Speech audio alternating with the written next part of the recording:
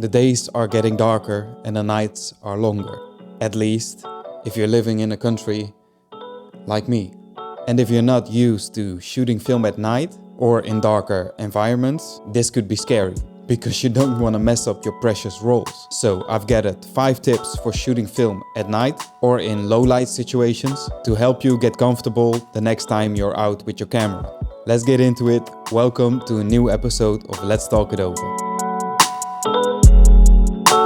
I love to shoot film in situations where there's not a lot of daylight, or even none to begin with.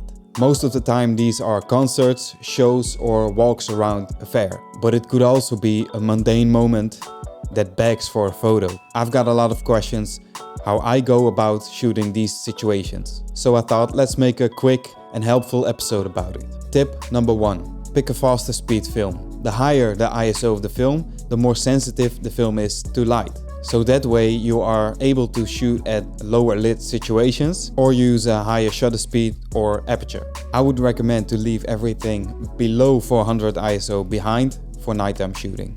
It would even be better if you can get your hands on some 800 speed film like Portra 800 or Cinestill 800T. Faster speed films are usually more expensive than the slower ones, so keep that in mind when you're out and about. Or if you're shooting black and white, I would recommend to push it a couple of stops. For instance, I shoot a lot of Ilford HP5, which is a 400 speed film. If I push it 2 stops in development, I can rate it at 1600 ISO, and this helps a bunch. If you want to know more about pushing film, I'll link some episodes that I made about just that topic. So, pick the fastest speed film you can get your hands on. Tip number 2. You've picked your film, you're now ready to shoot. But how do I meter for these kinds of situations? Let me sketch some examples. A couple of times a year I like to visit a fair, and those really come alive when the sun goes down. Those lights are pretty bright and reflect on a lot of surfaces. So what I like to do is meter for the highlights. Pick a bright spot from the subject that you're photographing. And in this example, let's say the meter says f8 at 1/60th. Then add a couple of stops of light to make sure you don't underexpose the rest of the image. So instead of f8, I'll shoot it at f5.6 or maybe even f4. The reason why I do it like this is because it's very hard to find a middle ground to get a reading from. And this is because the contrast is so high and the shadows are hard to meter and should be dark anyways. So won't it blow out the highlights then? No, because color film can handle those highlights very well. And overexposing them by a couple of stops doesn't hurt at all. The next situation is even harder, because here the lights are changing every time you blink your eye. And that is during a concert or a show. It's really the same type of metering that I used for the previous example. Metering for the highlights and then add a couple of stops to make sure that you've got some detail back in the shadows. But this time I want to have the highest shutter speed as possible because everything is moving so fast. So what I like to do in this situation is to open up my aperture as wide as possible, which is f2 on my lens. Then meter the highlights and set the shutter speed. Let's say it says f2 at 1/500th. Then add some stops of light and set your shutter speed at 1/250th or even 1/125th. So to round it up, meter for the highlights, add a couple of stops of light and decide if you want to have a higher shutter speed or want to close down your aperture. Tip number 3. If you're photographing something like an urban landscape or something that isn't moving, bring a tripod. I know it can be a hassle to bring it with you, and really, I don't like it at all, to be honest. But if you want to photograph a subject at a narrow aperture and without camera shake, that's the perfect way to do it. Set up the tripod. If you're using an SLR with mirror lockup, use it because that will eliminate the camera shake from the mirror slapping up and down. If you have one, use a cable release. That way you don't have to touch the camera again. Tip number 4. Don't be scared to use flash. Where's my flash? Here's my flash. If there's no light, you can push the film or shoot at the lowest shutter speed humanly possible, but the photo won't come out as you want it to. So don't be scared to use flash now and then. Definitely in situations where you need to capture the moment quickly, or if the subject is in the shadows.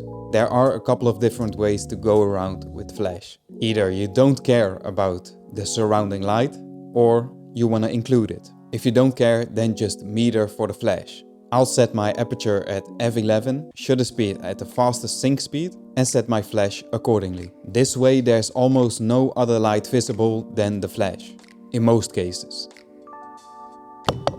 Wait a second, my dishwasher is beeping.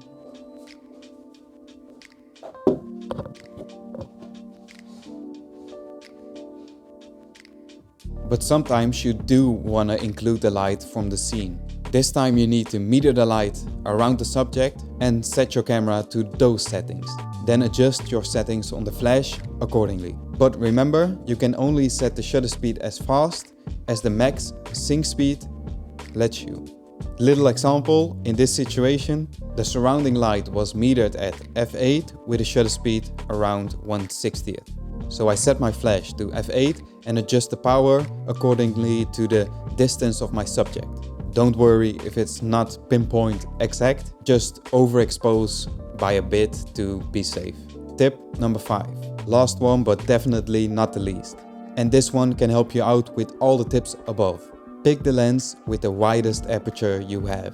A lot of 50mm lenses can go to an aperture of f1.4 or even wider, and this will help out a lot. My lenses go to f2 and that's enough for me, because I'm also shooting a faster speed film and using a rangefinder. With rangefinders it's easier to shoot at lower shutter speeds because there's no mirror slapping around. So I would recommend going for a lens with an aperture capable of at least 2.8, but if you can go wider, please do. And that's going to be the last episode of the year. I really want to thank everybody who subscribed and have been following the channel. Really appreciate you guys a lot. I've already got so many great things planned for 2024 and I can't wait to share it with you guys. We've grown a lot, we've been through some ups and downs, brought you guys with me through some amazing journeys, and I think that we had a lot of fun. But for now, Merry Christmas and a Happy New Year. Stay safe and I'll see you next year. Peace.